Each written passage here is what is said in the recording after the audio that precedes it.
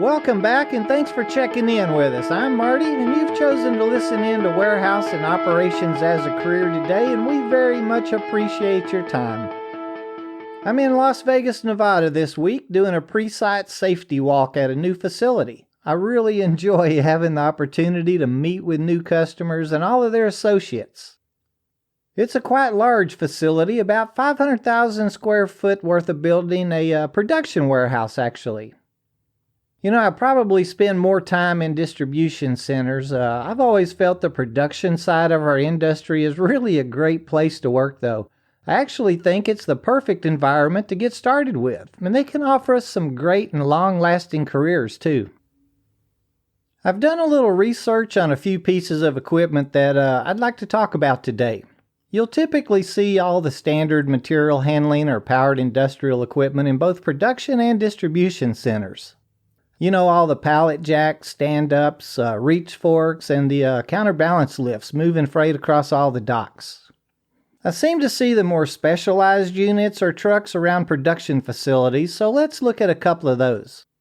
I'll put a few URLs in today's show notes in case you'd like to check them out. Maybe learn a little more about their individual uses. Hey, that kind of makes me think, what do y'all think about us making a WAOC YouTube channel so we could share some pictures and slides of all the things that we discuss? Maybe we wouldn't use it weekly, but it could be another avenue for us to learn from. Send us an email to host@warehouseandoperationsasacareer.com. Let me know what you think if you'd like to see something like that. Maybe I could learn a little about video. So let's talk about the order picker for a minute. Over the last 3 weeks, I've been asked about them, 4 or 5 times, so let's learn a little bit about those units.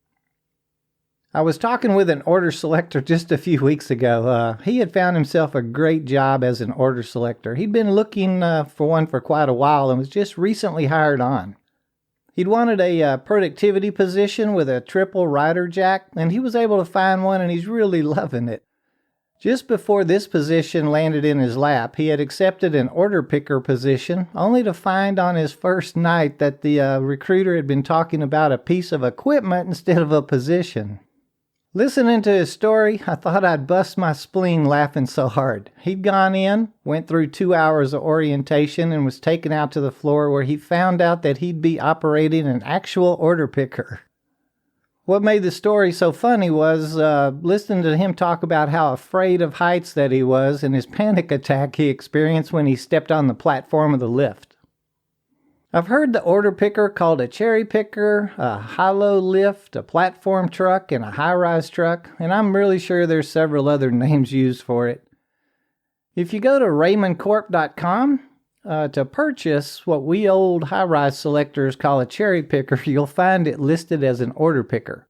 Same thing with Crown equipment. You can go to crown.com and you're actually going to be looking for an order picker. Y'all know Joe, our WAOC safety expert. When I want to really upset him, I'll just call an order picker a cherry picker. I work with a lot of recruiters through the many different job boards across the nation, and I've decided what we call equipment is very much a regional thing. And of course, we as employees tend to use the phrases that our management uses, and I think they may just be carrying on traditions with what they were taught to call them. So we can go online and check out raymondhandling.com for a great definition of the order picker.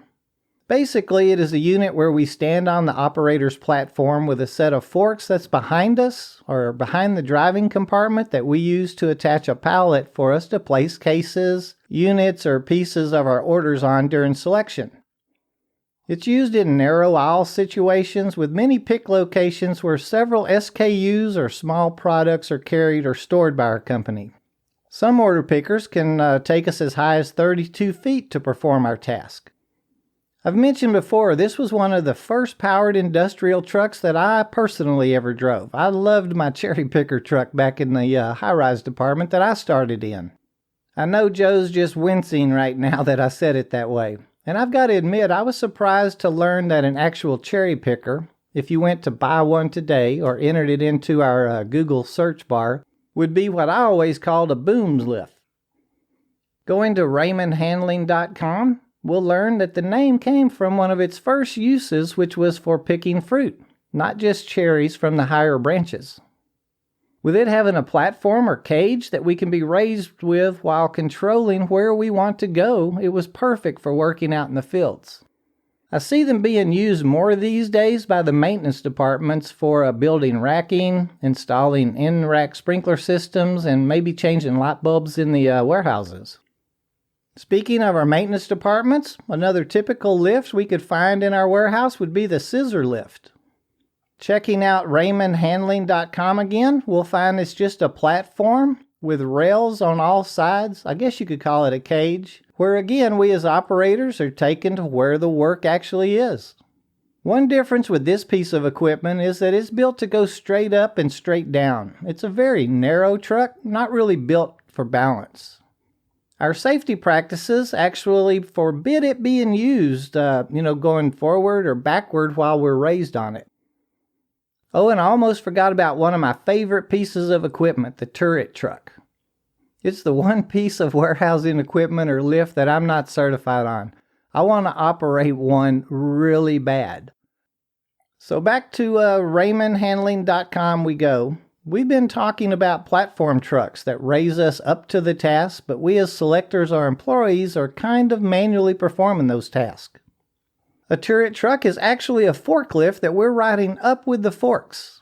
It has an articulating carriage allowing the fork to rotate 180 degrees within the aisle with us in the carriage. This baby is for use in very narrow aisles. The ones I've seen can take us up in the carriage to like 40 feet to place or retrieve a pallet. A wired guidance system is usually used to guide the truck down the aisle so the operator can really concentrate and focus on the pallets.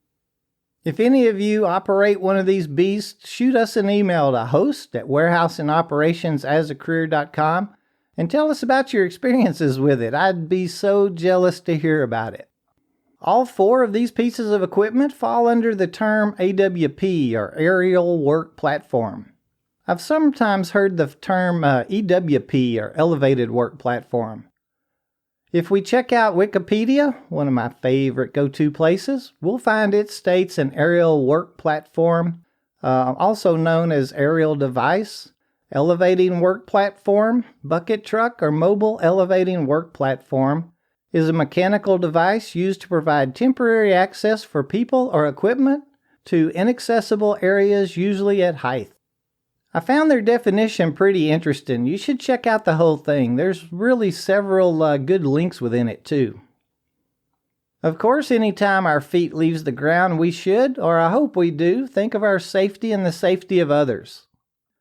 Many years ago, all I wore regarding PPEs to work from my old cherry picker in the high-rise department was a safety belt. Every time I'd step onto the platform, I'd put on my belt, which stayed attached to the lanyard, which was affixed to the headache bar on the truck. We used to joke, and it wouldn't have really ever been funny had we stepped off the platform or the pallet, but we joke around how free-falling for 4 feet until our straight and unforgiving lanyards caught us, how that belt would end up yanking all of our organs out. A few years later, the full body harness came out with those retractable lanyards, which offered us much better fall protection. And here's a great opportunity for me to mention my favorite safety procedure. Come on now, you knew I wouldn't pass up the opportunity to again state to never get on or operate any type of powered industrial truck or machine of any kind without being properly trained and certified to do so. Our 29 CFR 1910.178 training teaches us just that, right? And as always, I'll add its link to today's show notes. It has a great search field on the page where you can check out just about anything covered within the regulation or the standard. I strayed a little off topic again, but it never hurts to bring up safety. It is our priority one. Distribution centers used to utilize order pickers quite a bit, but now I think I'm seeing them more practical for production facilities. DCs seem to be going to the mechanical options like product carousels, mini loads, and conveyor systems, even robotics for their small wares or those lighter, more uniform products. As I mentioned, I work with several recruiters, many of whom has never had the opportunity to see a lot of the equipment that we work with, and I always suggest them checking out equipment on YouTube before they interview an operator. If you're new to the industry and think that you'd like to become an equipment operator, you should check out my friend's channel. Just look up Raymond Harrall, Harlall, on YouTube. He's got several videos on the operations of all types of equipment. He has a great one on the order picker. Well, I hope we helped define a few pieces of equipment for you today. If your facility doesn't train you to the Reg 29 CFR 1910.178, please mention it to your boss. He or she may just not be aware of it. It'll get you noticed in a good way and keep you and your co-workers a bit safer. Until next week, please think safe and be safe, both at work and at home.